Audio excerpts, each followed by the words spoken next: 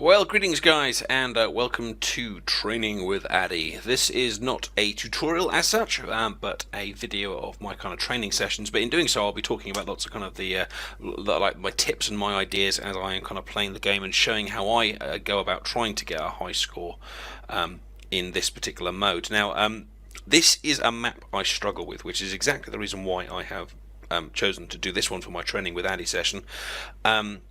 The point of kind of coming into doing these kind of training sessions is for me to kind of work on my weaknesses rather than my strengths.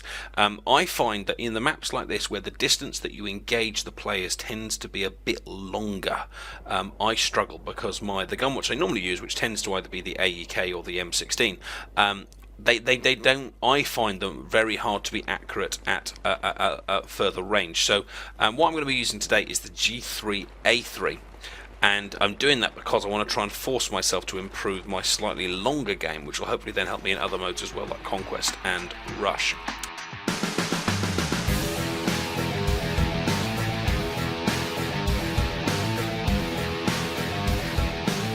Now, the reason I have chosen this particular weapon is because it has crazy high damage,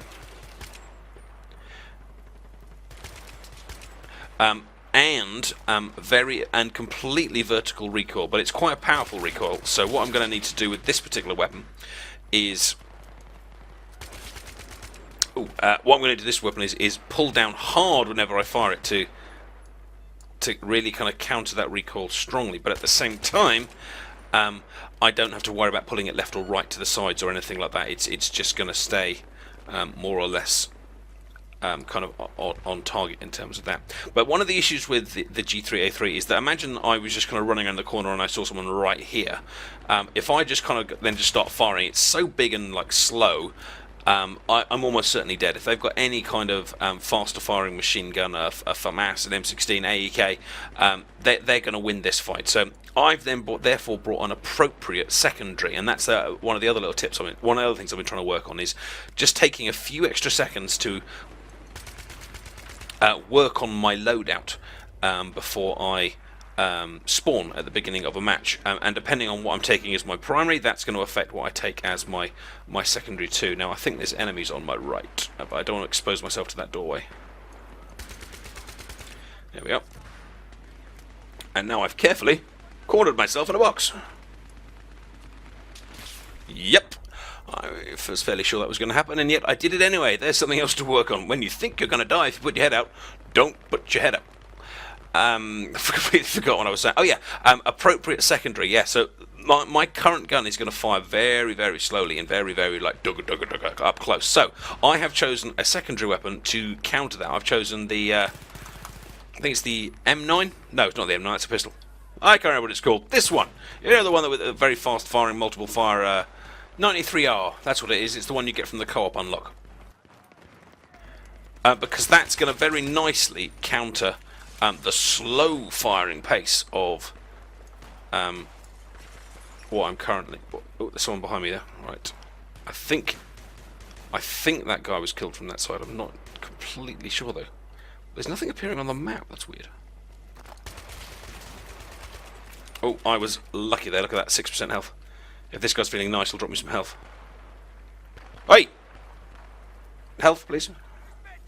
Thank you.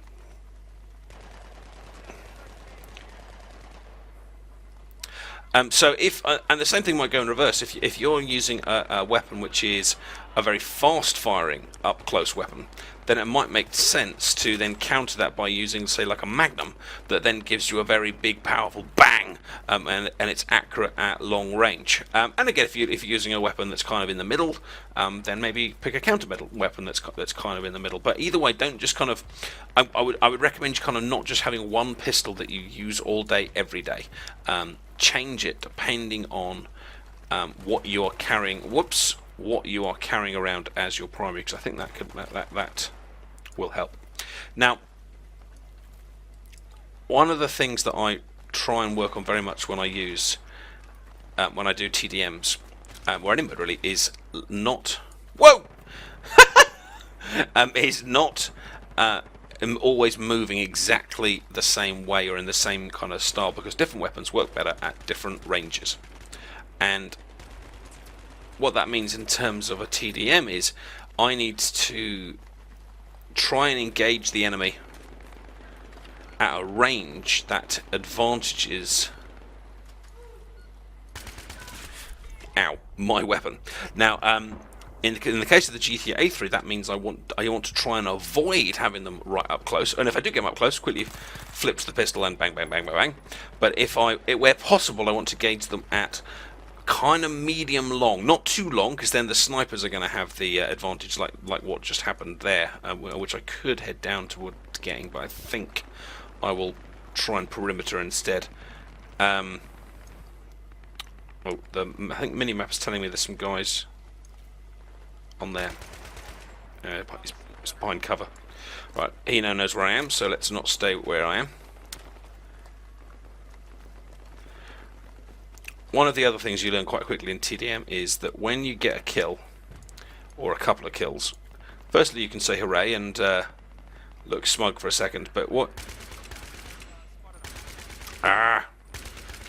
As I fail the recoil test completely.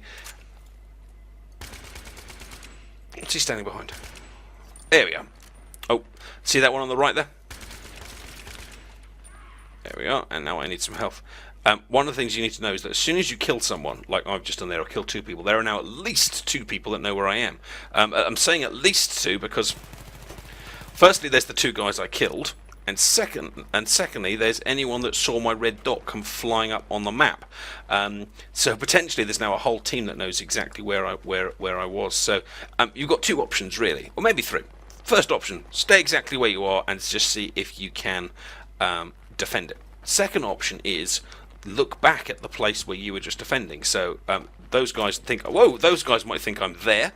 So instead, I could maybe come up here and then wait for them to kind of come to where they think I am, and then I can I have the bit of the jump on them. I don't actually know where that shot came from. It came from right below my foot. And the third option is quite simply just get out of there completely, forget that you're at that spot, and leave. But I would say that the first option is always the worst. Just kind of like if I'm fighting here again and I fight here for half an hour, or no, not even that long actually, just a few minutes, there's going to be people that will try and come up here, that will come around here, that will come around here. I will get got. Oh, I thought I was countering Recoil reasonably well there, but I only got a bullet on him. Is that him up there? No.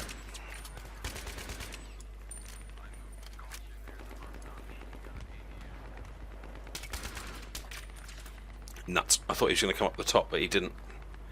Is he calling me a camper? I wasn't trying to be. Oh, my health is low. And he got me. In fact, that wasn't him that got me. It was the guy standing behind him that shot him through him. Well, boo! How are we doing on KDs? 9-4. Well, that's not bad. While trying to work on this, but this is a map I find difficult. So if I look like I'm kind of playing overly cautiously, that's why. It's because this is the kind of map where I often end up with a score that I'm not very proud of, and then kind of load up Noshare canals afterwards and kind of go, yeah, look, I'm really good. Where actually I'm just really good at, well, I'm vaguely good at one map. So by forcing myself to come here and engage targets at longer range, hopefully that means I'll get better, and then hopefully if you do the same, I mean you'll get better too, because it doesn't always work like that. It might just be that you have round after round after round where you get shot, and that's not fun. But at the same time, taking yourself out of your comfort zone, I think, is important. You know, doing a round or 2 or something you're good at, and then a round or 2 or something you're less good at to work on something specific.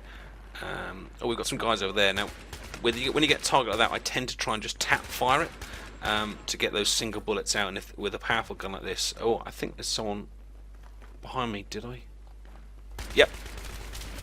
Oh dear, that was bad. I should have switched gun. Okay. Learned something from that one. I didn't switch gun. Being up that close, my gun was just too fast, just too slow, and I didn't really counter for the recoil. So that was my mistake. And he's on my side, so I should stop shooting him. Right, let's not walk down the middle of the road going, I can't see anyone, because I'll die. But I will just steal that little kill there. Well, that sounded like a sniper. Is it a friendly sniper? Let's change gun. Let's learn from the mistake before.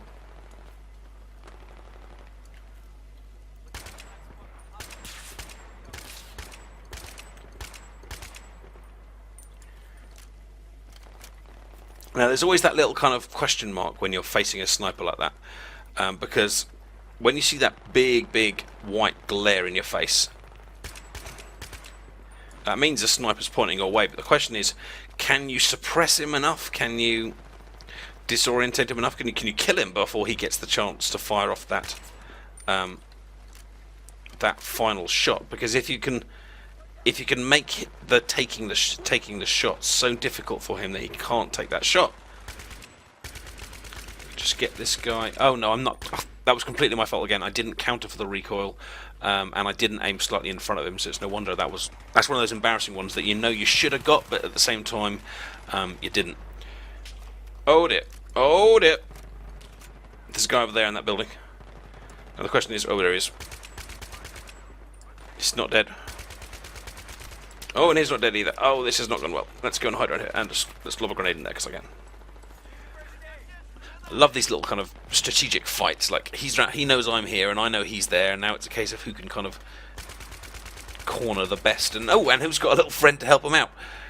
Oh no, there's people down the other end of the road, and I don't want to track them. There's still people around this corner to the left, so what I don't want to do is just completely give away where I am. But what? Oh, I will get the last kill. Right, your team won, so let's reflect on how we did. We practiced conjuring our recoil at long range. We tried to make sure we engaged the enemy at a reasonable distance. We flipped across to a secondary whenever we got close. We only stepped in front of a sniper once, and managed to actually avoid that second sniper by shooting straight back down before he got a chance to fire. And overall, I think that's not a bad score for a map which I find pretty difficult. 14-5, which means my overall kind of influence on the team was +9. Not bad, not bad.